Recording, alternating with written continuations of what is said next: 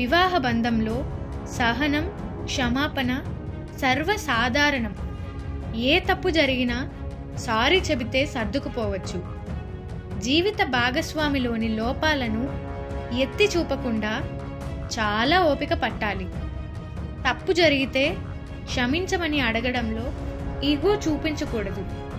మన వల్ల తప్పు జరిగితే క్షమించమని అడగడంలో తప్పు లేదు. ఇలా చేయడం వల్ల ఇద్దరి మధ్యలో సంబంధం పెరుగుతుంది. భర్త కానీ భార్య కానీ ఎవరో ఒకరు చొరవ తీసుకొని ఆ వివాదానికి ముగింపు పలకాలి. బయట వారి దగ్గరికి గొడవ తీసుకువెళ్ళకూడదు. సాధ్యమైనంత గొడవలన్నీ మన ఇంట్లోనే మనమే పరిష్కరించుకోవాలి. భార్యాభర్తల బంధం బలపడాలంటే ఈ కొన్ని విషయాలు తప్పకుండా పాటించాలి. లేనట్లయితే సంసారంలో కలతలు వచ్చే అవకాశం ఉంటుంది. అందుకే ఇద్దరూ కలిసి కూర్చొని మాట్లాడుకోవడం వలన ఎన్నో సమస్యలకు పరిష్కారం దొరుకుతుంది. ఇలా సంసారంలో భార్యాభర్తల మధ్య అనురాగం పెరగడానికి కారణమవుతుంది. ఇద్దరూ గౌరవించుకోవాలి. దంపతులిద్దరూ పరస్పరం గౌరవించుకోవాలి. వారి ఆలోచనలను పంచుకోవాలి. ఇద్దరి మధ్య భావాలు అర్థం చేసుకోవాలి. జీవిత భాగస్వామికి అన్ని పనుల్లో తోడుండాలి. ఇద్దరి మధ్య సన్నిహిత్యం పెరగాలి. సఖ్యత ఇనుమడించాలి.